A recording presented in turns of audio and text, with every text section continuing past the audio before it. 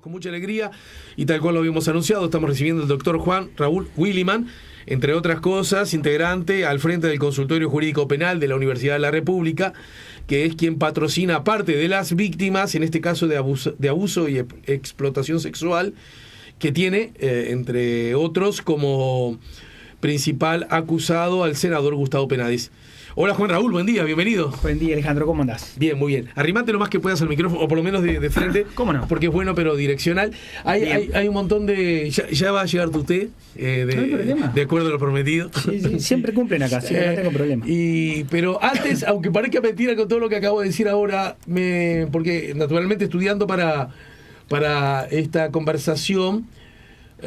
hay un tema que, claro, hay tanta cosa que me dio la sensación que ha pasado un poco debajo de la línea de flotación o del radar, y tiene que ver con que la defensa de la colega periodista Denise Legrand pidió revisión de denuncia contra Bianchi, la senadora, que había sido archivada. Esto tiene que ver con un reposteo que en su momento hizo la senadora a propósito de una fake news que tenía a Denise como presunta protagonista, ¿no? Eso no era cierto, y eso motivó la acción legal de Denise, sin que nos lleven demasiado tiempo, pero en todo caso todo el tiempo necesario para que quede claro ante el público. Claro. ¿Qué fue lo que ocurrió en su oportunidad?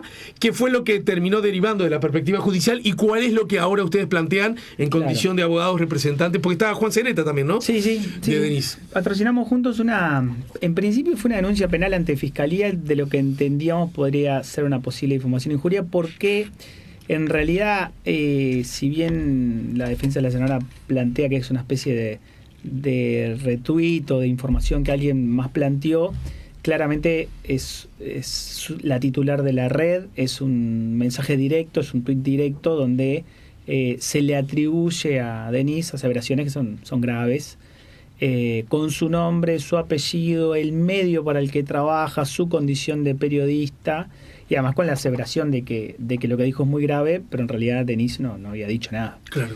Entonces, como a Denise no es la primera vez que le sucede, en realidad ella ha venido tolerando otras situaciones similares de noticias falsas. El tema es, acá había una atribución directa. Decidimos presentar la denuncia penal porque esa era la voluntad de la periodista, de por lo menos plantearlo para que se analice. En su momento, para que, ya que fuiste tan preciso, Sí. Agreguemos que el tuit en cuestión decía, el tuit falso, la fake news, el tweet, el fake Twitter, digámoslo Sí, así. claro. Lula debería convocar tropas chavistas para reprimir a los bolsonaristas, ¿no? Sí. A mí me parece tan, no sé, seguramente no, pero estoy tentado a creer que mi hijo de 10 años se da cuenta que esto es cualquiera. Que Denise no pudo decir eso, pero bueno. Pero yo te diría, ningún periodista, No. por su propia condición, por su propia profesión, por el manejo, pero bueno, está, en fin. Sí. Lula debería convocar tropas chavistas para reprimir a los bolsonaristas.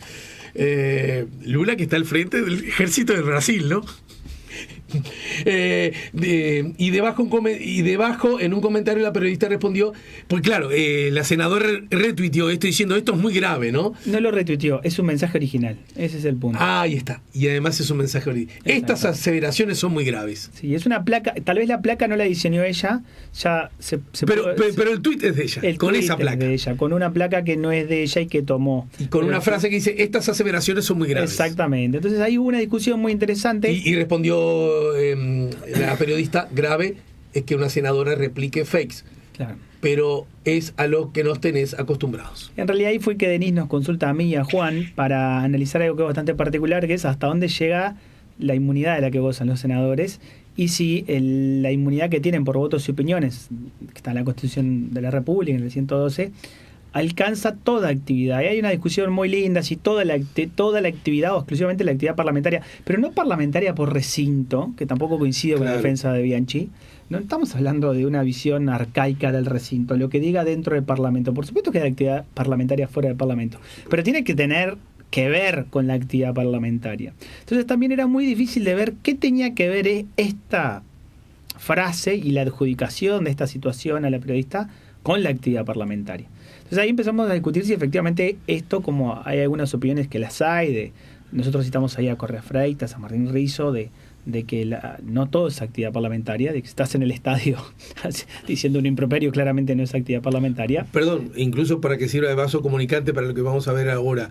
El caso de Penades es notorio. Es un senador y está acusado de algo que no está vinculado con su actividad parlamentaria. Por supuesto, pero ahí se requiere el desafuero para la formación de causa. Por votos y opiniones puede tener algún matiz, pero los hechos es que en todo caso nosotros pensamos, bueno, igual que lo decida el cuerpo. Si efectivamente alguien entiende que corresponde un desafuero, está bien, que lo decida. Si es un tema político, bueno, que se decida políticamente. Ahora, la fiscal actuante decidió que en realidad, como decidió más por el lado sustancial, entendiendo que no había dolo de difamar y que la placa no la creó ella, sino que lo dijo alguien antes, como si fuera un retweet, para decirlo de alguna manera. Sí. Es lo que sostiene más la senadora, ¿no? Es lo que sostiene la senadora. Y nosotros en realidad no compartimos esa posición, pero eso es lo de menos. Lo que hicimos fue hoy accionar una garantía que tienen las víctimas, por suerte, en el nuevo Código de Proceso Penal, que le permite, por lo menos, si no está de acuerdo con la Fiscalía, que un fiscal subrogante reexamine el caso. En realidad lo que dijimos es, está bien, respetamos la posición de la fiscal, estuvo bien fundada en audiencia, tuvimos audiencia para eso, ella fundó su posición de por qué el archivo, nosotros fundamos nuestra posición respecto de por qué es viable que se reexamine, para arrancar, porque por lo menos hay 2 bibliotecas al respecto. Entonces, en realidad usamos la razón del artillero, la garantía por la garantía mismo, que esto es, apareció el té, gracias. La garantía por la garantía mismo, es decir, si tenemos esta chance en el nuevo sistema procesal penal y podemos hacer que un fiscal subrogante reexamine el caso, bueno, démosle esa garantía a la periodista para que un fiscal subrogante reexamine el caso. ¿Y ese pedido ocurrió cuando, la semana pasada? Ese pedido ocurrió exactamente el viernes de la semana pasada, tuvimos a la audiencia a las 10 de la mañana y el juez de 41 turnos hizo lugar al reexamen y eso va a ir a parar a Fiscalía y le va a tocar a otro fiscal que va a tener que reexaminar y podrá tener la misma posición. Entendido. Pero en todo caso, para que la gente le tenga claro el procedimiento, ¿no? Que sí, es un asunto además sobre el cual siempre estoy bastante obsesionado, porque en la medida que la gente tenga, el público, los ciudadanos, tengamos más claros los procedimientos, vamos a tener más conocimiento y más poder. Y si tenemos conocimiento y poder, vamos a ser mejores ciudadanos y mejores republicanos. Y funciona mejor la democracia, ¿no? Entonces, en ese sentido, usted lo que están diciendo que la fiscal toma una decisión posición que es absolutamente legítima sobre eso, pero justamente el sistema ampara que si esa posición de la fiscal de turno, cuando digo de turno es la que le tocó, no sé si le tocó por turno, es perfecto, no coincide con la mirada de uno y considera que merece ser explicado, ser visto por alguien más, uno tiene esa chance. Tiene esa chance. Hoy la tiene, antes no la tenía. Sí, en el viejo, digamos... El fiscal titular de la acción penal decidía que no iba a perseguir esa acción porque consideraba que era atípica o porque consideraba que había un eximiente de responsabilidad o por lo que fuera, se terminó partido. O sea que esta es otra, mira, lo que estoy razonando ahora contigo, que esta es otro elemento, otra perla más de la más de una, que tiene de garantías a las víctimas sin duda de que el nuevo código da, lo digo porque ha sido tan vilipendiado, tan maltratado, ¿verdad? Es que es maltratado, pero respecto de los derechos de la víctima no es posible sostener otra cosa, que es que su situación del punto de vista procesal penal ha mejorado sustancialmente y se le han reconocido derechos fundamentales. Y en una situación incluso más extrema, como es que un fiscal decida formalizar la investigación, pero después se entienda que no tiene elementos para acusar, y en vez de acusar e irse a juicio pida el sobreseimiento, la víctima también tiene chance de oponerse al pedido de sobreseimiento, que haría cosa juzgada respecto del hecho, y pedir que un fiscal subrogante lo reexamine. Entonces vuelve, en este caso, ustedes, representantes legales de la periodista, de la ciudadana, solicitan un reexamen por otro fiscal. O sea, pero tiene que pasar por un juez. No, sí, obviamente, por un tema de garantías, es el juez de garantía el que manda el reexamen, porque si uno no tiene argumentos que justifican el reexamen, no te lo van a dar. Claro, porque a eso quería ir. O sea, no es así nomás, no es que lo pido solamente. Claro, y ya está, flaco, tomá. Anda al bolillero a ver quién te toca ahora. No. Un juez ve... Entonces, la pertinencia de tu solicitud. Déjame hacer este comentario.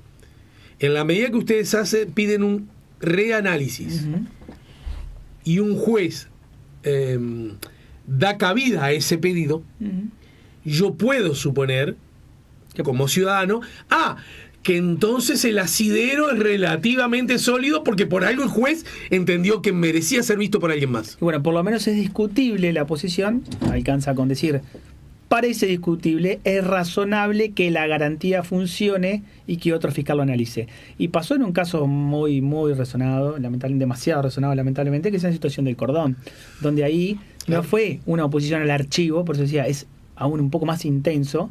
Hubo un pedido de sobreseimiento y ahí no era un caso particular, era un caso del consultorio, y el consultorio se opuso a la solicitud de sobreseimiento. La jueza de primera instancia hizo lugar al sobreseimiento a pesar de la oposición, que puede, porque si entiende que no está fundado, puede decir no, no hay reexamen, dispongo el sobreseimiento. Y el consultorio apeló la decisión en otra instancia apeló exactamente la decisión de no hacer lugar al reexamen, fue al Tribunal de Apelaciones y el de tercer turno, y el Tribunal de Apelaciones de tercer turno dijo revoca esa decisión y dispuso el reexamen. O sea que mirá lo discutido que puede llegar a ser. Brutal. Pero lo importante es que las garantías funcionan. Claro, pasará lo que pasará, capaz que en el caso de Cordón se vuelve a pedir un sobreseimiento y se termina archivando, capaz que en el caso de la pero en el caso del Cordón, sí, más allá del caso, que también es importante que lo eludamos, pero quiero decir, para insistir en el sistema, en ese caso, ¿quién vuelve a examinar? Otro fiscal. Otro fiscal. Que no haya tenido contacto con la causa. Que te da otra garantía, porque estamos hablando de que por lo menos ya no tiene posición al respecto y será una nueva posición. Entonces, lo que te decía, Ale, es que pasará lo que tenga que pasar. Capaz que en la situación de Cordón otro fiscal entiende que no hay elementos como para acusar y vuelve a disponer el sobreseimiento, o no lo sé. Pasará lo que tenga que pasar con la periodista, que eventualmente tal vez la posición técnica del nuevo fiscal sea la misma o una distinta. Pero las garantías funcionan. La chance la tenés y nosotros somos de la idea de que hay que hacerla valer. En el caso de la periodista, a lo que entonces uno puede suponer que en el mejor de los casos para esa denuncia, ¿no? Desde esa perspectiva, puede ocurrir es que el fiscal habilite a que sea el cuerpo el que defina si esta merece o no una por ejemplo, suspensión de fueros. Sí, en la mejor hipótesis podría decir que en esa situación puntual no tiene ninguna inmunidad, ningún amparo, porque no está en actividad legislativa. Pero vamos a suponer que no.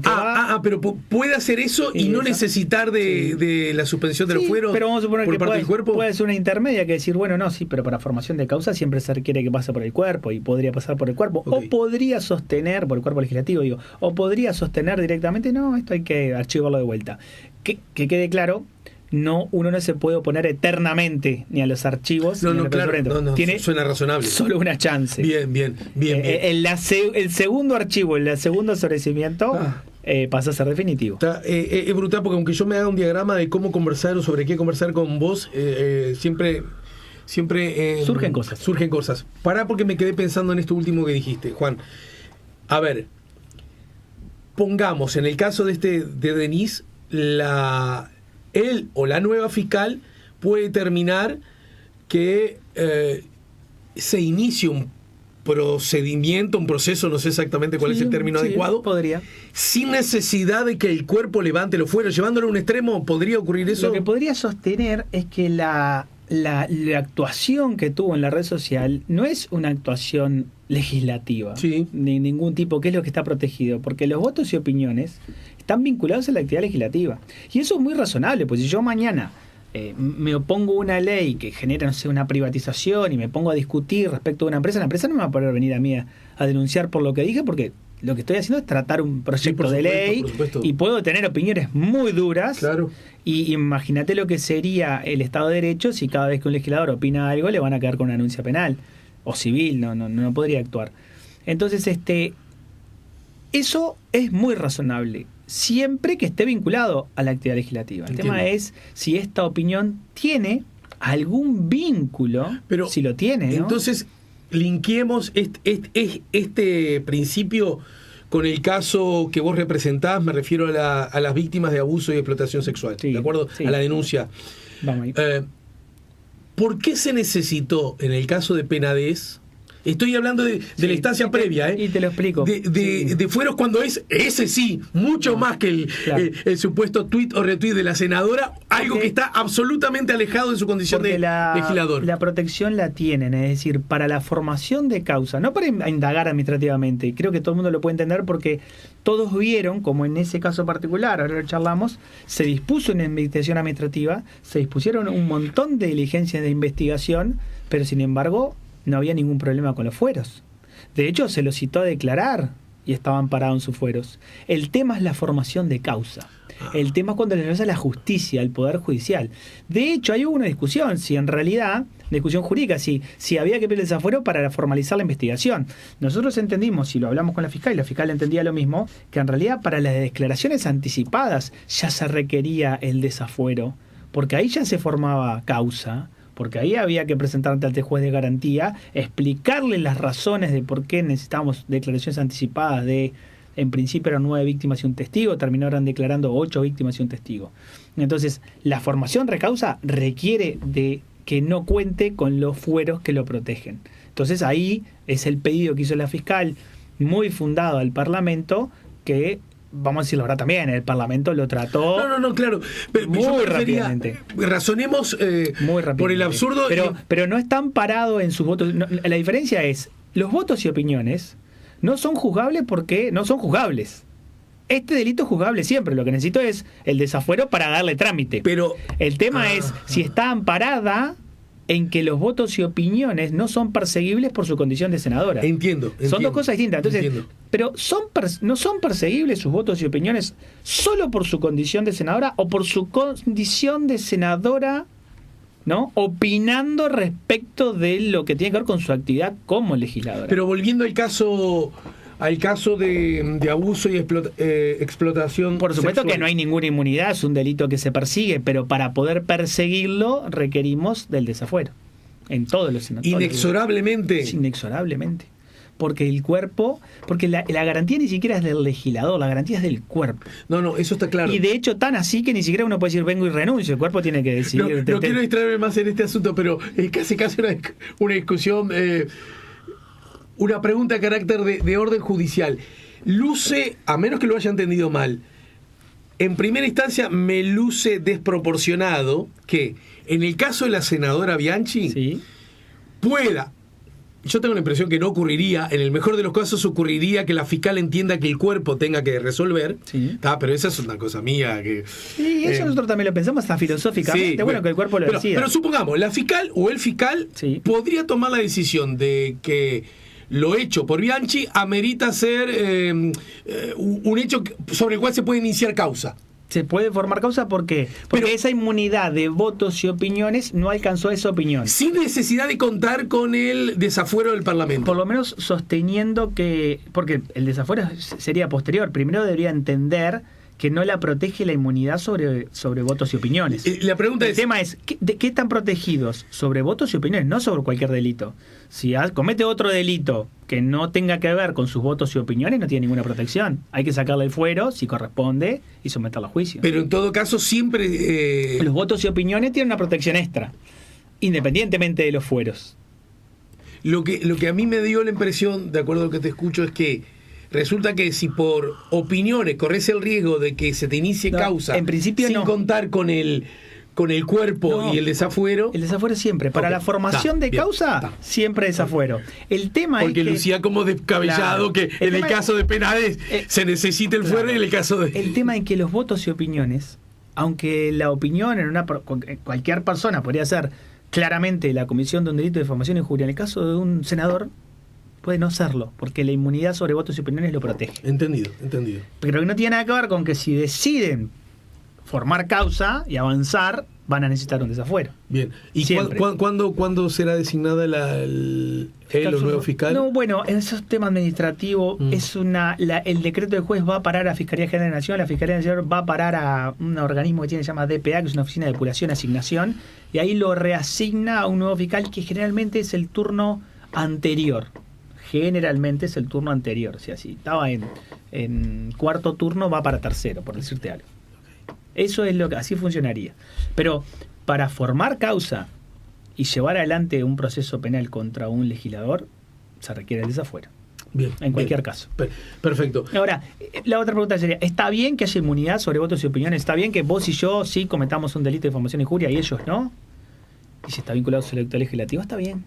Porque si no sería un caos de denuncia de difamación e injuria. El asunto es si este caso aplica. El asunto es Según ustedes, no. si está incluida, si esta situación está incluida en esa inmunidad sobre votos y opiniones. Y recordemos, más allá de los protagonistas en sí, que hay veces que hay zonas muy grises, ¿no? Eso es verdad. Sí. Sí, igual, ¿con qué actividad legislativa en principio emparentás que atribuirle a la periodista que dijo que hay que buscar tropas chavistas para reprimir a... ¿Con qué actividad legislativa, en qué estaría, en qué proyecto de ley estaría trabajando? Yo no, Si vos me preguntás acá, yo digo que ninguna. Pero bueno, es opinable en todo caso. Pero más como soy un defensor del Estado de Derecho, siempre permito la posibilidad de que otro lo vea desde otra perspectiva. Hay ¿no es otra cierto? opinión al respecto y son todas respetables. Claro. Son todas Bueno, respetables. volviendo al caso o ingresando al caso de... primero, ¿cuántas son las víctimas? A propósito, se utiliza el término víctimas porque ese es el que la ley consagra, ¿no? El término. Porque yo vi que cada tanto se dice presuntas víctimas, denunciantes.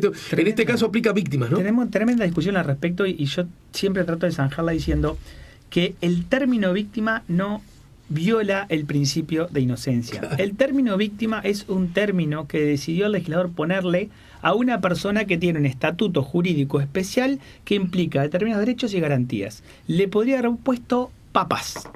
Y diga, a las papas se le aplica este estatuto. Bien. Pero no eligió el término papas. Le podría haber puesto el término denunciante. Le podría haber puesto el término que quisiera. Pero eligió el término víctima, en consonancia con un montón de normativa internacional que dice que no necesariamente tengo que aclarar el caso y encontrar al responsable y condenarlo para estar frente a una víctima, porque lamentablemente vamos a tener muchísimas víctimas que no van a obtener justicia y que no va a aclararse su caso. Entonces el término víctima corresponde a un estatuto. Bien. Como el término imputado corresponde a un estatuto que tiene determinados derechos, garantías y prerrogativas. Entonces, ¿qué pasa? Eso nos ubica procesalmente. Si vos sos imputado, vos sabés tus derechos y tus garantías. Tengo derecho a contar con un abogado desde el primer minuto, tengo derecho a que no me tomen declaración si no él está presente, tengo derecho a guardar silencio, a no declarar, tengo derecho a no autoincriminarme, si hay una detención tengo derecho a que me lean mis derechos. Un montón de derechos propios de quién? De la condición jurídica subjetiva de imputado. Uh-huh. Y después a la víctima le pasa igual, tiene un montón de derechos y prerrogativas como los que hablábamos hoy, propios de su condición de víctima. Entonces, son estatutos jurídicos. Bien. No estamos definiendo con esto no estamos definiendo con esto el caso, no estamos definiendo con esto una condena. Sigue rigiendo el principio de inocencia y no va a tener otra la Fiscalía que cumplir con su carga de probar los hechos constitutivos de la pretensión punitiva que tenga, le diga víctima o presunta víctima. Si el legislador hubiera querido poner presunta víctima, y bueno, hubiera elegido presunta víctima. Pero... Para decir, el estatuto pero le puso víctima. Claro, por lo tanto, si le llamamos víctima... Sí, al testigo. Es, claro. Y al testigo... Y al indagado. Y el testigo no tiene derecho de guardar silencio, no puede mentir, si miente puede cometer el delito de falso testimonio. O sea, ¿por qué sé que eso es así? Porque es un testigo. Y el perito, el perito es otro y también tiene su régimen. Voy en el código y lo busco. Pero si yo estoy imputado, no, claro, lo que pasa es que a veces la carga de las palabras más a nivel cultural subjetivo. Ese es el tema. Es subjetivo, es cultural, es filosófico, claro. Pero esto no es ni una jurídico. Para decirlo claro, Penades está imputado, Sí. ¿no es cierto? Sí. Esto no significa que desde la perspectiva legal, después habrá otra perspectiva que cada uno sabrá qué hacer con ellas, es culpable de abuso y explotación sexual. No. Pero sin embargo, hay víctimas. Sí. A las que hay que llamar víctimas, Sí. porque así le llamó el legislador. Sí. Lo que no significa que el imputado sea culpable, Por supuesto. por lo menos mientras esté el proceso. Así funciona. Por lo tanto, Pero son importantes los estatutos, porque si yo quiero saber qué derechos tiene, si soy un operador jurídico y estoy frente a una víctima especialmente vulnerable, yo necesito saber cuál es su estatuto. Porque ¿cómo sé a quién trato? De una manera o de otra. Por el estatuto que le rige. Por lo que te decía hoy. y esos son estatutos. Víctima, imputado, Claro, testigo. yo tengo un imputado sentado y yo le pregunto y el imputado no quiere declarar o me miente en la cara. ¿Pasa algo? No. ¿Por qué? Porque su estatuto indica que por un derecho fundamental no tiene ninguna obligación de autoincriminarse. Claro. Ese es su estatuto. Pero ahora tengo un testigo sentado ahí que me está mintiendo a cara de perro. El testigo. El testigo está cometiendo el delito de falso testimonio. ¿Por qué uno y otro? Pará, no quiero desviarme, pero se aprende tanto contigo. Vos deberías ser profe. Hace unos años, decimos. Por eso es que a veces he escuchado que en las estrategias o lógicas de una causa, no sé ahí bien si es el fiscal, bueno, antes creo que era el juez, o la defensa, convocan a alguien que piensan que es imputado, pero primero lo convocan como testigo para que no tenga la chance de mentir sobre el asunto. Perfecto el ejemplo, y eso es lo que estaría mal, porque es al revés. Si yo tengo alguna duda de que es imputado y lo trato como un testigo, le estoy violando todas las garantías, porque si vos te trato como testigo y no te aplico el estatuto del imputado, te voy a tomar la declaración de una manera muy distinta de que si fueras imputado. Entonces es al revés. Si yo soy un fiscal garantista y tengo alguna duda, y vos empezás a declarar, diciendo, este participó. Entonces, pará. Mira, flaco. Paremos la declaración acá, porque no es lo que yo pensaba. No es lo que yo pensaba. Así que eso es el fiscal. Claro, vamos a tener que cambiarte la calidad, porque si tú seguís declarando de esta manera, además sería nulo. Pará, te estoy haciendo un favor, en realidad. Sí, se está haciendo un favor él mismo también. Le estamos haciendo un favor al sistema, en el fondo, porque le estamos dando garantías. Claro, le estamos diciendo, pará, vas a tener que designar un abogado, vamos a cambiar tu calidad, no vas a venir como testigo y vas a venir como imputado. Pero pará, profe. Sí. Y si buenamente yo bueno, estaría ahí respondido. Si buenamente, con cero problema de honestidad, de buena fe, ¿la defensa puede solicitar a la fiscalía que alguien vaya en condición de testigo? Sí, podría llegar a entender que no es imputado, pero el tema es que eso lo decide quien imputa. Lo que quiero decir es, hay un testigo. Mirá, porque él fue testigo, él estaba enfrente. Y después entra, resulta que cuando vemos lo que declaró, decimos, no, pero este loco, no como una estrategia, sino, mirá, descubrimos que este testigo en realidad estaba en condición en realidad merece ser imputado. Sí. Lo imputamos a la semana. Pero resulta que ya no podemos negar que declaró lo que declaró. Claro, ese es un problema. Incluso yo lo llevaría un poco más. Fui claro lo que... Sí, lo que claro, y te voy a poner ejemplos más claros. Como cuando la policía toma esas declaraciones preliminares y obtiene información. Sí. Y la obtiene la información. Y después esa información eventualmente es utilizada. Y ahí tal vez no había ninguna garantía. Y después ya saben que aquel esto, que aquel otro. Y después lo citan como imputado. Pero originalmente la información provino de una manera que no es la correcta. ¿Qué sería lo correcta? ¿Qué decidió el legislador de vuelta siendo más garantista? Antes había como 3 términos. En el código del 80 había como 3 términos. ¿El código viejo? Sí, había. El indagado, que lo estaban indagando, entonces tenía condición de indagado. Después recién si decidían procesarlo, ahí le imputaban la comisión de un delito, y era el procesado, ¿sí? o el encausado, porque ya lo formaban causa, y recién cuando lo condenaban el condenado. Entonces tenía indagado, imputado, condenado. Y el legislador tuvo que tomar una decisión acá. Dijo, pero pará, ¿cómo le llamo yo al que lo denuncian? ¿Empezamos con que lo están indagando? No. Démosle todas las garantías desde el minuto 1. ¿A vos te denuncian? Sos imputado. Y la gente lo tomó mal primero. Digo, pero claro. ¿Cómo? Pero no es mero si indagado. Ya es imputado. No, pero lo que pasa es que otra vez venimos con lo cultural subjetivo y con el deber ser del derecho. Yo te quiero dar garantías. Te voy a tratar como imputado desde el minuto 1 que te denuncian. Porque en realidad, lejos de perjudicarte, ¿qué te estoy diciendo? Que vas a tener este estatuto protector. Y cuando te sientes conmigo a declarar, la fiscalía puede conducir a un imputado a que declare. Lo que no puede es obligarlo a declarar. Ni a que le diga la verdad, ni que colabore con la investigación. Claro. Entonces, desde el minuto 1, imputado es garantista, más allá de lo estigmatizante que sea desde el punto de vista social. Ese es el problema que tenemos. Tenemos el problema sociocultural de la estigmatización de las palabras. Víctima estigmatiza. Entonces, algunos prefieren presunta víctima, pero no es lo que el legislador estableció como estatuto. Bien. Imputado desde el minuto 1 estigmatiza y es duro, pero lo que el legislador pensó es otra cosa. es darte garantías. En este caso de abuso y explotación sexual, ¿cuántas son las víctimas y cuántas son representadas por el consultorio? Bien, originalmente había 9 personas que tenían la calidad de víctimas, 6 de ellas vinieron a pedir asistencia letrada del consultorio jurídico. Incluso Romina, que originalmente tenía un abogado particular, después se acercó al consultorio, no me acuerdo qué martes o jueves, porque de hecho yo no estaba en Uruguay en ese momento, estaba mi equipo trabajando cuando todo esto sucede, y así se van acercando, empezamos con una, hasta llegar a 6. Hay otras víctimas en el expediente que cuentan o con un patrocinio letrado particular o directamente sin patrocinio letrado. Lo cierto es que esas 9 personas, 10 porque después había un testigo, declararon primariamente en sede administrativa ante la Fiscalía.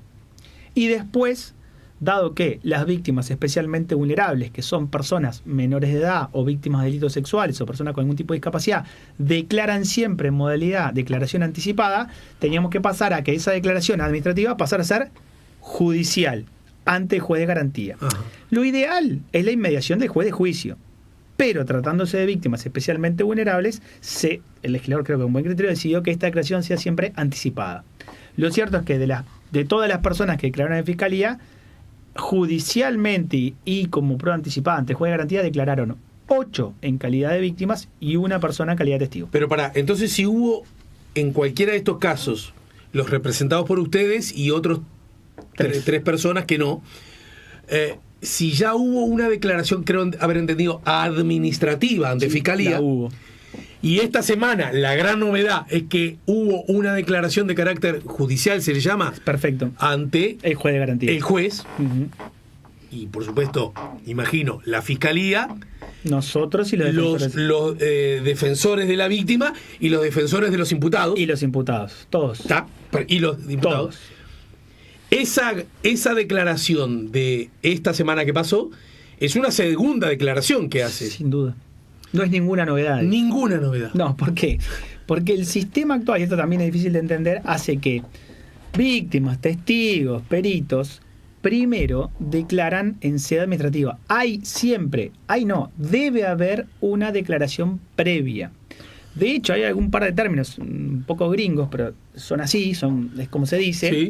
La declaración previa es necesaria para que las partes puedan trabajar en su examen directo, y no digo interrogatorio porque cuando te interrogo es para extraer información, y acá yo ya tengo la información, más bien te examino de la información que yo necesito se aporta al juicio, y sobre todo la contraparte también tenga acceso a esa declaración previa para armar su contraexamen. La contraparte serían los abogados defensores de los indagados. En realidad depende de quién proponga el testigo. En realidad las víctimas siempre la propone o el defensor de la víctima o la fiscalía. Pero si fuera un testigo, todo depende de quién le proponga. Si lo propone la defensa de los imputados, quien hará el examen directo es la defensa del imputado porque lo propuso. Y quien contraexaminará será la fiscalía y la víctima.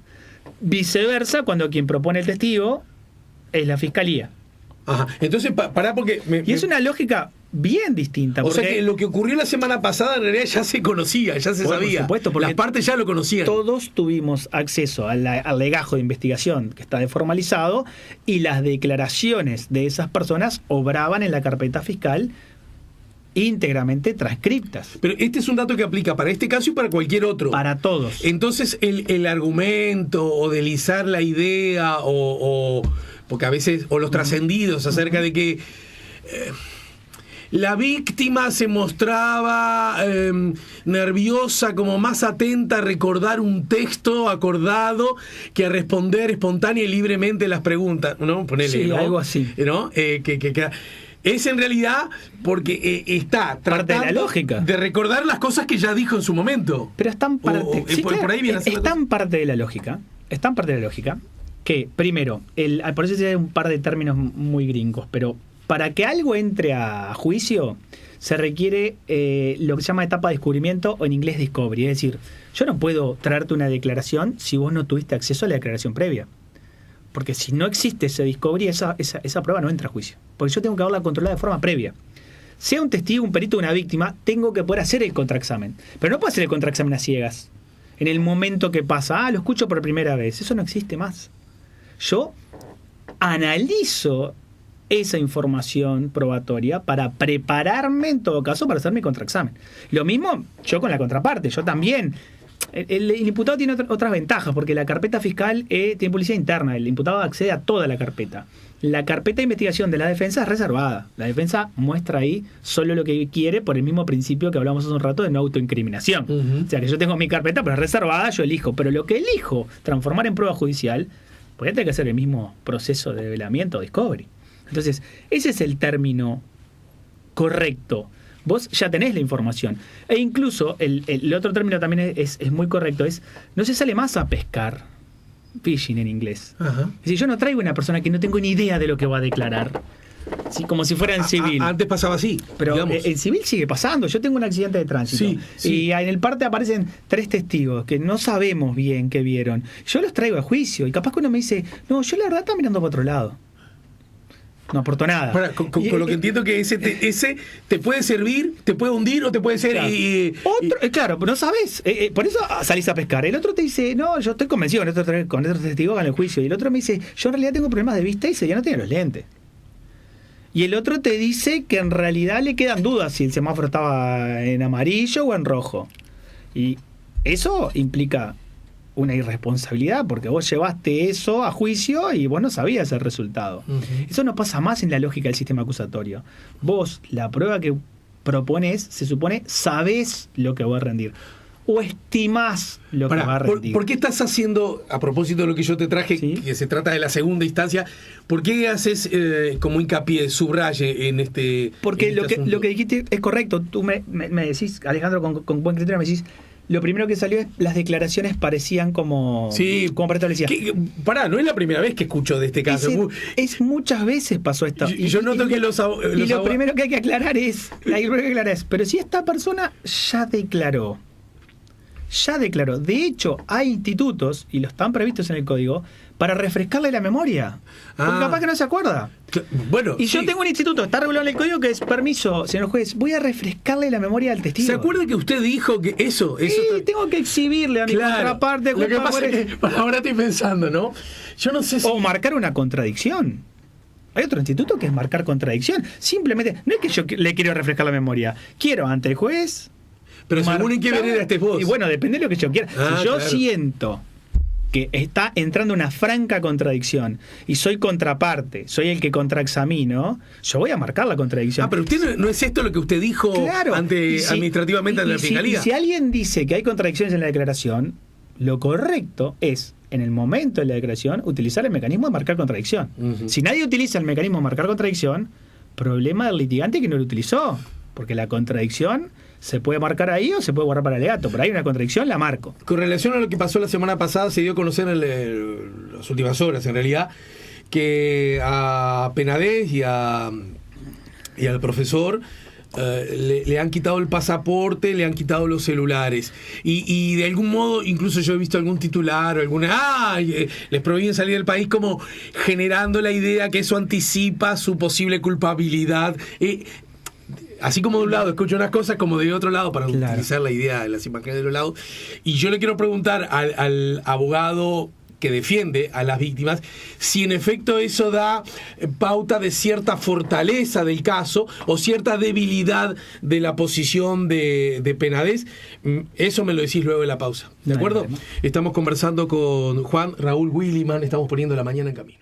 Último tramo de La Mañana en Camino y último tramo por hoy de la charla con Juan Raúl Williman. Estamos conversando acerca del caso de abuso de la denuncia de abuso y explotación sexual a adolescentes, ¿verdad?, que tiene a Gustavo Penades y a Sebastián Mauvecin como imputados, ¿no? Tal cual lo habíamos dicho. Y en ese contexto, entonces, es necesariamente un delito el de abuso y explotación solo si se paga o se promete pagar o retribuir algo. Sí, en el artículo 4 de esa ley 7.815 lo que se castiga es el hecho de pagar o prometer pagar a un menor de edad por la consumación de actos de naturaleza sexual. Entonces ahí no importa los márgenes de edad. El tema es que un niño o niña adolescente no puede consentir una transacción de esta naturaleza, no está en condiciones de hacerlo. Entonces la protección jurídica va por ahí, el bien jurídico es la indemnidad sexual de un niño o niña adolescente. Entonces, no importa si tiene 13, 14, 15, 16 o 17. Lo que importa es que en realidad el acto de naturaleza sexual se dio a cambio de una ventaja o provecho.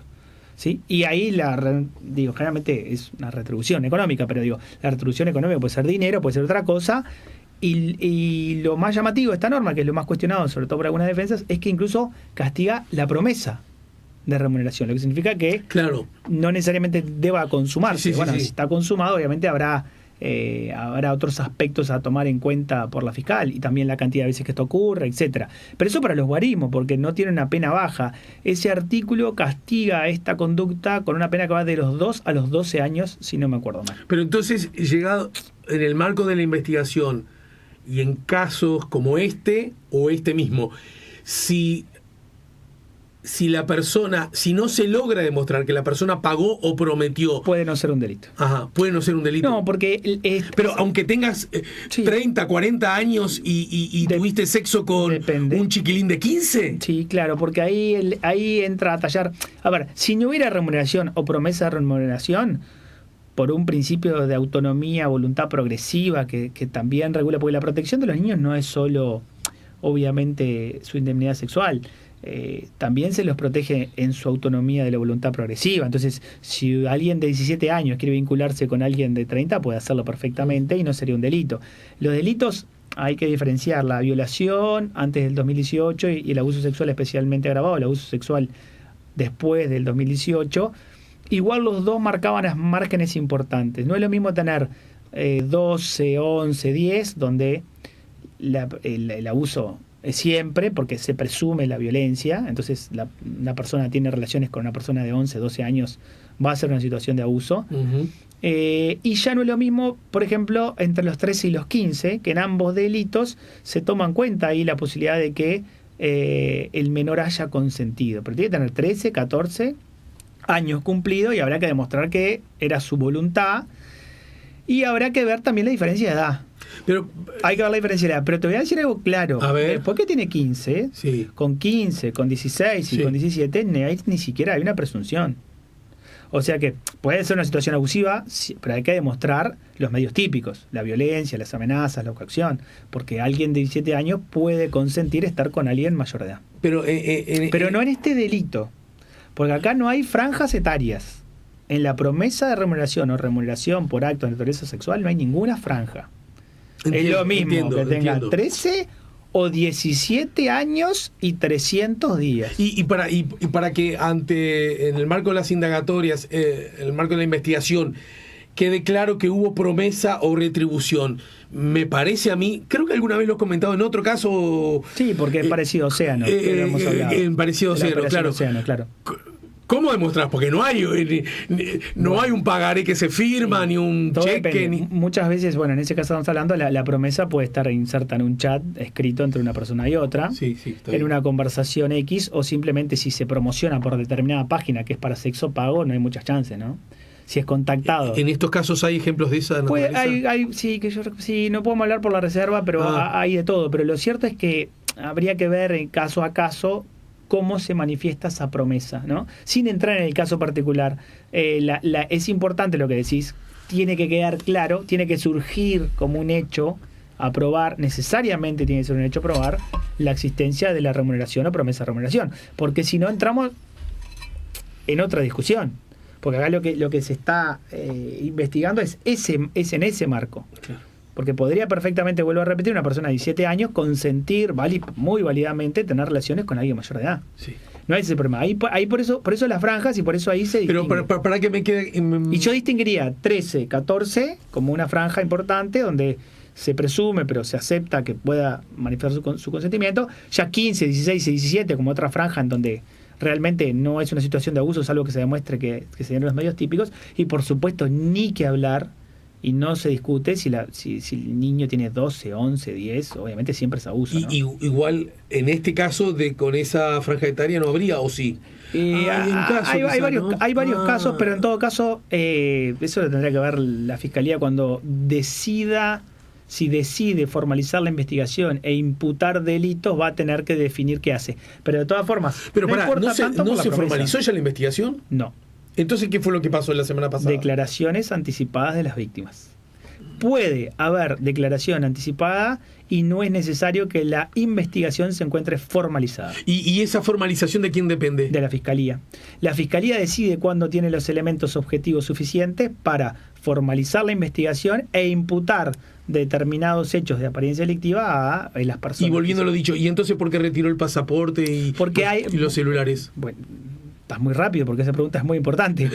Porque hay un artículo 221 del Código de Proceso Penal que permite la adopción de determinadas medidas cautelares con la investigación sin formalizar. Ah, mira. Pocos literales. En este caso aplicó el literal, si no me acuerdo mal, te estoy jugando de memoria, el D y el E, que tiene que ver con los documentos de viaje y la prohibición de salir del país. ¿Qué significa esto? Significa que aún con una investigación sin formalizar, 4 medidas cautelares básicas se pueden tomar. Por supuesto que si se formaliza la investigación y se imputan determinados delitos, la Fiscalía podría decidir otras medidas cautelares de mayor intensidad, pero en principio eso no lo hizo, porque razonablemente... Poner en prisión a la persona, por ejemplo. Sí, esa es la de mayor intensidad, claramente. Uh-huh. Prisión domiciliaria, sí, o fijar domicilio, firmar en la seccional, no concurrir a determinados lugares, podrían ser muchas. Pero lo cierto es que creo que la Fiscalía, me parece a mí, que estuvo estratégicamente bien en la decisión de no formalizar, porque cuando formaliza se pone plazo. La investigación sin formalizar no tiene plazo. La investigación que se formaliza le empieza a correr un año, y después de ese año no puede seguir investigando. O acusa o pide el sobreseimiento. Lo puede extender, es verdad, y pueden llegar hasta 2 años de investigación formalizada. Pero el tema es que formalizar la investigación es ponerte un plazo. Entonces, vos tenés que ver también el tamaño de la investigación. Tal vez la investigación, por ejemplo, en este caso requería 10 declaraciones. Y había que ver si efectivamente lo que se declaraba en sede administrativa, como hablamos hoy, después era judicial y la gente venía a declarar, etcétera, ¿no? Para que son muchas las preguntas que se atropellan entre ellas para mucha información. ¿Quién pasa primero? Una cosa, me queda claro que, o relativamente claro que, si bien el gesto, el momento, el recibo o la fotografía en la que alguien le da dinero, un billete y el otro lo toma, seguro que eso es casi improbable que ocurra y que se tenga como prueba. Pero hay otras circunstancias que pueden aplicar para, vos decías, bueno, si el vínculo aparece en una página de prostitución, exacto. Está. Señalabas otro por allí. Bueno, y yo lo digo incluso en base al sentido común. Yo vivo cerca del Parque Valle hace muchos años, más de 20, ¿verdad? Otro ejemplo. Es sabido... Vox Populi, diría la gente. Vox Populi. Se utiliza el concepto tal desde el punto de vista legal, ¿no? Sí. Es sabido que en determinadas horas... Si vos entrás ahí a tener...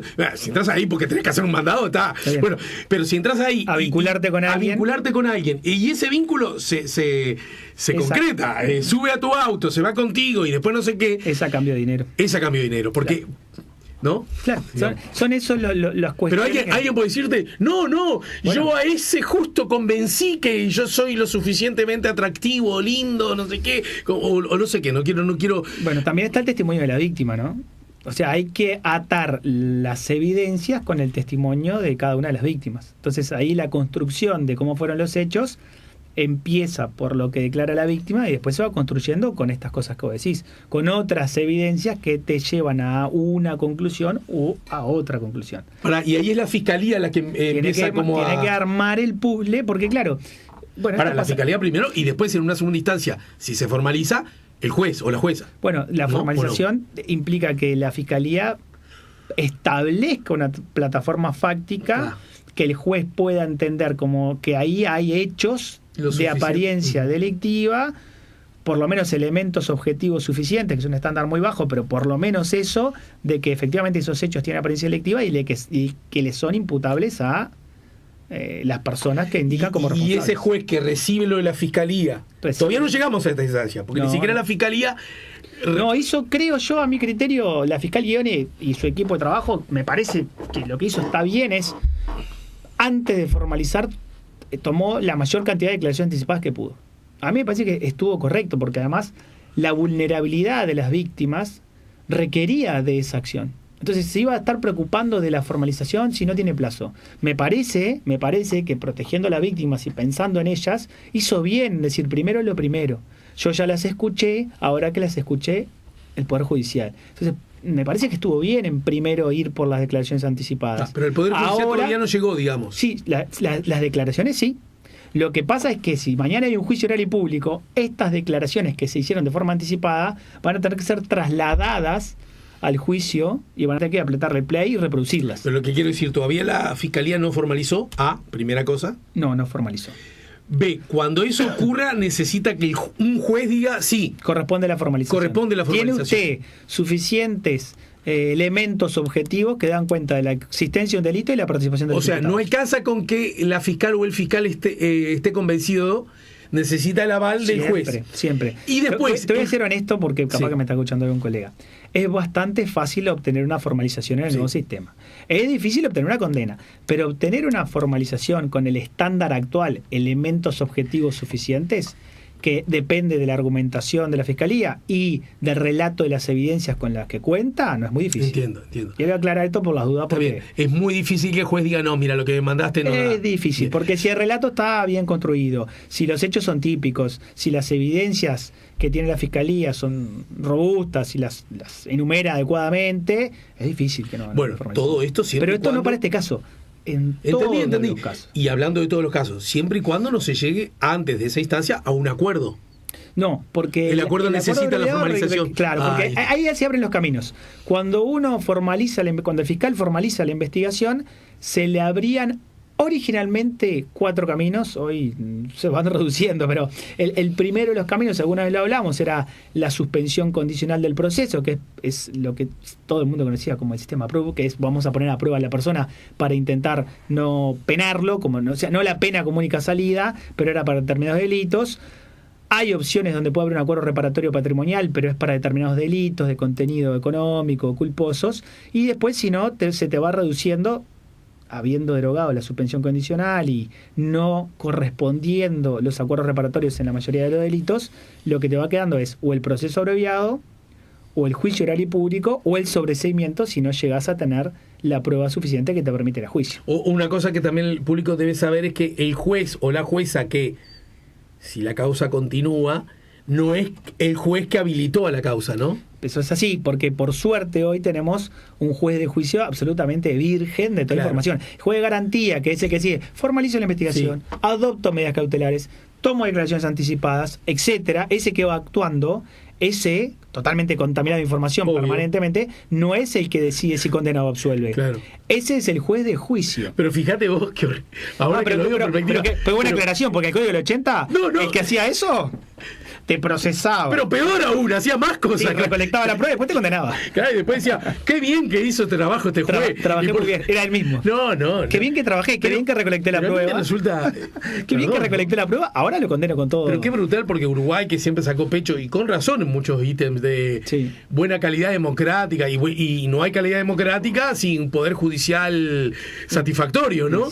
Que tuviera esa forma de actuar. Sí, y de todas formas... Y hoy día se la está bien, porque vamos también a aceptar que hay críticas que están bien y que todo es mejorable y perfectible, pero lo que no se puede aceptar es que el sistema anterior era francamente violatorio de derechos fundamentales y evidentemente el cambio fue brutal, drástico, y entiendo que siempre requiere de ajustes, pero el sistema acusatorio es muchísimo más garantista que el inquisitivo mixto que teníamos. Claro. Esa es la verdad. Lo cierto es que el juez, teníamos un solo juez, era el que tenía sobre sus espaldas la carga de la indagatoria, o sea que recolectaba la prueba, decidía nada más y nada menos si procesaba o no. De hecho era tan importante el procesamiento que ahí se jugaba el partido procesado, ahí se jugaban muchos partidos, porque además ahí se decidía si era procesado con o sin prisión. O sea que no solo se decidía si te sometían a procesos, se decidía lo más importante, si te privaban de tu libertad ambulatoria.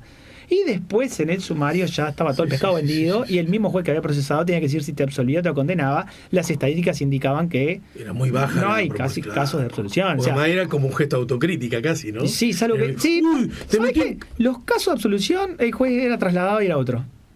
Mira. Era otro, ya estaba descontaminado de información. Pero es que es terrible, porque era obligar a un tipo, uy, qué mal, qué justo fui contigo, Sí, te mandé en cara. La prisión indebida la asumo yo. Sí, disculpame, yo me voy ahora un rato para allá. Voy a asumir la prisión indebida a la que te sometí. Para terminar con la circunstancia esta, el caso de abuso y explotación sexual, los imputados son 2, y solo 2, ¿no? ¿O hay más? Son 2 y solo 2. Pero por casos y responsabilidades y actuaciones distintas, según tengo entendido, ¿no? Bueno, sí, se analizan participaciones distintas. Porque ahí está el delito, como hablamos hoy, de promesa de retribución, etcétera, y está tipificado también aquella responsabilidad vinculada a la colaboración. Que sería el caso de Mauvesin. Claro, el que colabora, de forma dolosa, ¿no? Entonces, son 2 personas. El profesor que oficiaba de nexo, claro, pero no es que participaba. Claro, se analizan responsabilidades distintas, ambas tienen responsabilidad penal. Está descartado esa posibilidad, ¿no? Sí, de que también... lo cierto es que la investigación analiza responsabilidades penales con distintas participaciones, que pasa en muchos casos, ¿no? Que uno tiene participación en un delito, otro en otro. No sé si corresponde a la pregunta, pero la hago. ¿Y cuál sería la posible motivación de Mauvesin en encontrarle a Penades muchachos para que él tuviera a cambio de dinero sexo? Bueno, eso no lo sé. La investigación puede llegar a arrojar por qué, pero si no, habría que meterse en la psiquis de la persona. Uh-huh. Ojo, el derecho penal debe ser la única materia que debe de meterse en la psiquis de la persona para saber qué es lo que pasó. Sobre todo porque tenemos que distinguir las conductas que son intencionales. Y el argumento que usan las defensas, en particular me parece el de Mauvesin y el propio profesor que lo ha dicho, a Penades no se lo he escuchado. Y además la defensa de Penades creo que ha hablado menos que Fernández Lequini, que es el defensor de Mauvesin. La idea de que, imagínense, me están denunciando y ni siquiera conozco quiénes me están denunciando, que cuando lo dice así en términos sueltos, despegados, suena como sensato el reclamo que está haciendo, ¿no? Es sensato. Y el legislador ponderó esa situación. Y el artículo que prevé la declaración con entidad reservada para testigos en principio, pero para víctimas por remisión de la 19.580 en determinados casos, pondera esa situación. Y ya lo ha dicho el Tribunal de Apelaciones y lo ha dicho la Suprema Corte de Justicia. ¿Qué es ponderar derechos? Tengo 2 derechos fundamentales. El derecho a la defensa técnica que tiene el imputado, a que la defensa tenga la mayor información posible para desarrollar su defensa, su teoría alternativa. Y por el otro lado tengo el derecho de las víctimas a ser protegidas en su intimidad, dignidad y seguridad. Bien, ante situaciones complejas donde estos 2 derechos entran en puja, puede haber una ponderación de derechos y la norma no niega que cuando la persona declara con entidad reservada, la defensa técnica tiene menos herramientas para hacer esto que hablamos hoy, para, por ejemplo, preparar su contraexamen. Entonces, ¿qué hace la norma en esta ponderación? Dice, bien, perfecto, la eficacia probatoria de esa declaración siempre es un poco menor. Entonces, les pide al juez de juicio especial rigurosidad para evaluar esa declaración. ¿Por qué? Porque se dio en esta circunstancia. Lo que pasa no solo en este caso, pasa sobre todo en homicidios, ajustes de cuentas, donde muchos testigos son de identidad reservada, algunos no, y el juez de juicio tiene que hacer un mix entre toda la información que tiene. Bien, bueno, vamos, en todo caso, ¿cuál es la próxima? Va a tener que tomar la Fiscalía va a tener que tomar una decisión, pero por orden, si la Fiscalía sigue actuando, por toda lógica, lo que antes de hacer cualquier otra cosa, para seguir avanzando, tendría que formalizar la investigación. O sea, porque ya tiene los insumos como para tomar una decisión en uno u otro sentido. Eso lo decide la Fiscalía. La Fiscalía puede sentarse y decir, bien, cuento con los insumos necesarios para dar este paso. El paso que le sigue procesalmente es, si entiende que tiene elementos objetivos suficientes para pedir una formalización, ese sería el paso. ¿Hay alguna posibilidad, incluso se lo pregunto al consultorio, ¿no?, de que, para seguir la lógica que ha establecido Penades, eso sí lo ha dicho, la famosa trama, ¿no?, puede ocurrir que haya un grupo de individuos que se confabulen entre ellos y dice, vamos a hacer una denuncia de este tipo para perjudicar a tal o cual persona y que buenamente el consultorio tome la causa, porque obviamente son víctimas, sí, y resulta que, como se dice en la jerga periodista, no sé si en la judicial también, coma carne o fruta podrida, digamos, nos engañaron. Todos podemos comer fruta podrida. Sí. No es lo que aparece o no es lo que surge ni de la carpeta investigativa de Fiscalía ni de las declaraciones anticipadas del otro día. A ver, comprar fruta podrida cualquiera. Sí, claro. Si está bien vendida, vamos a pasa constantemente cosas grandes y chicas en la vida, ¿no? En la vida y en la feria, digo, si está bien presentada y uno puede llegar a cometer el error, ¿cómo no? Vuelvo a repetir, no es lo que parece surgir de toda la información que hay en la carpeta. Una trama, una confabulación, un acuerdo. No parece surgir eso porque hay gente que no se conoce.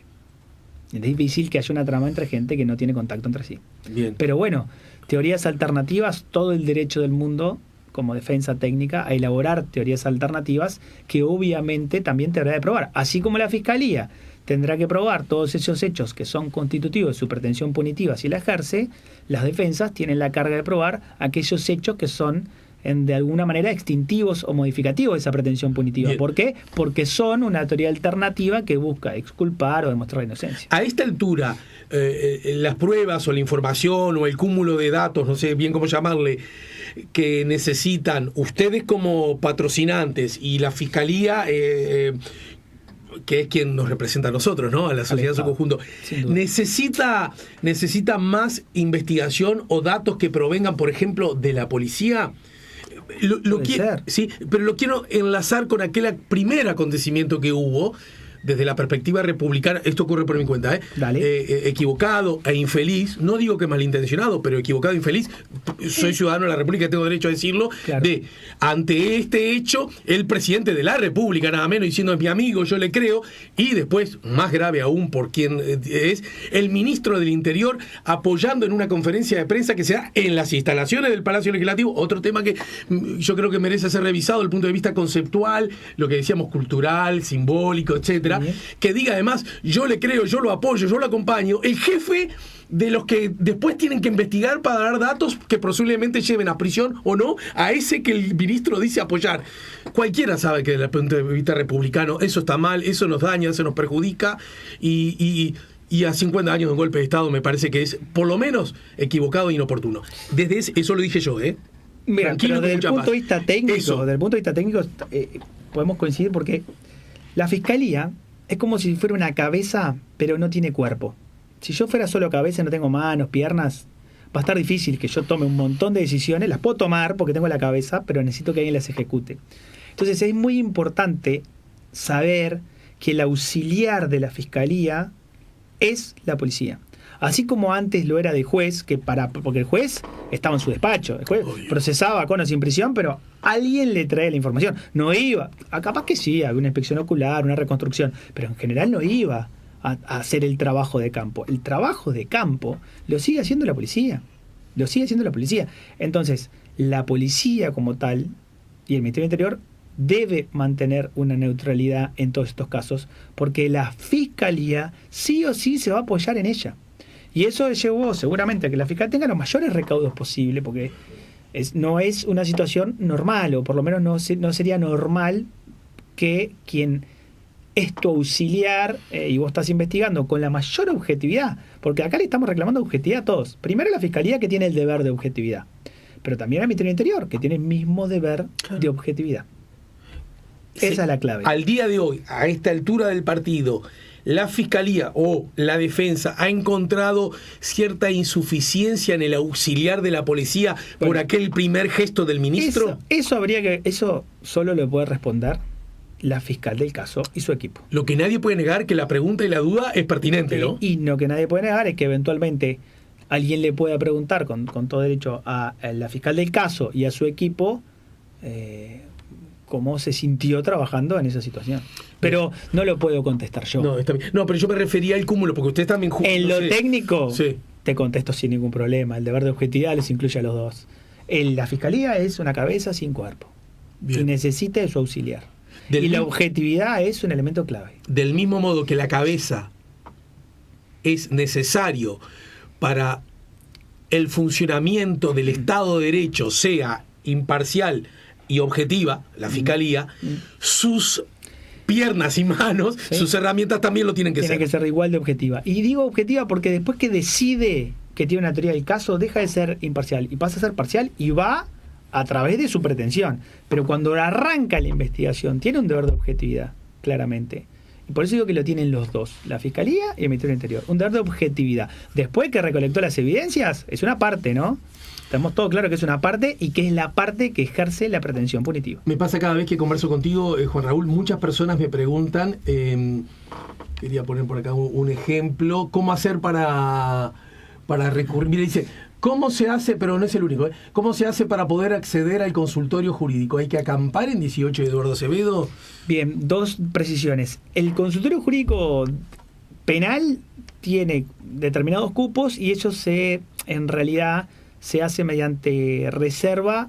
Es muy fácil, googlean Afavide, porque el consultorio penal siempre lo cuento, es un convenio entre Afavide, el Ministerio del Interior y la Universidad de la República, y Afavide se encarga de lo que es la agenda de los consultantes. Entonces, la forma más fácil es googlear Afavide, ahí aparecen todos los teléfonos y ahí se agendan.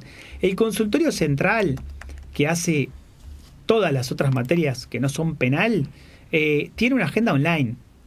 A veces los cupos se terminan, hay que estar atento también a esa agenda online, o si no, muchas veces se abren días presenciales para que la gente pueda ir a 18 de Eduardo Acevedo al consultorio mismo a agendarse. Pero no quiero decir fechas sin tenerlo presente. O sea que recomendás el camino a Afavide, por lo que veo. En penal. Claro, La asistencia civil, ¿no? penal no es en 18 de Eduardo Acevedo. La asistencia penal, que es a partir de este convenio, es sin duda llamar a Afavide y agendarse. Las otras materias, porque el consultorio tiene, gracias a Dios, cientos de docentes bien responsables y un director que trabaja todo el día en eso, en este caso es el doctor Hugo Barone, para que todas las consultas, las que el consultorio pueda tomar, sean tomadas ordenadamente mediante agenda y designándolo grupo a grupo. Lo que nos pasa, y también le pasa al penal, es que tenemos una capacidad de trabajo limitada, sí, claro, como todo el mundo, ¿no? Pero en general, por suerte, realmente llegamos a cientos de miles de personas en todo el consultorio. El famoso caso de las cámaras del hotel allí en la calle Robinson, que no se conseguían las imágenes, todo aquello, entrando, saliendo. Yo creo que la Fiscalía siguió trabajando. ¿No te acuerdas que en su momento se dijo que no se ve? Sí, pero la Fiscalía, o lo hace voluntariamente o lo hace a través del poder de imperio. La Fiscalía también siempre puede recurrir al juez de garantía para aquellas medidas de investigación que requieran de orden judicial. Bien, saludos al equipo, excelente entrevista a Williman. Voy a volver a verlo en la repetición. Es una clase, lo dice Sonia del barrio Porvenir. Buenas, Alejandro, equipo, felicito a Laudelar por el compromiso con la defensa de derechos.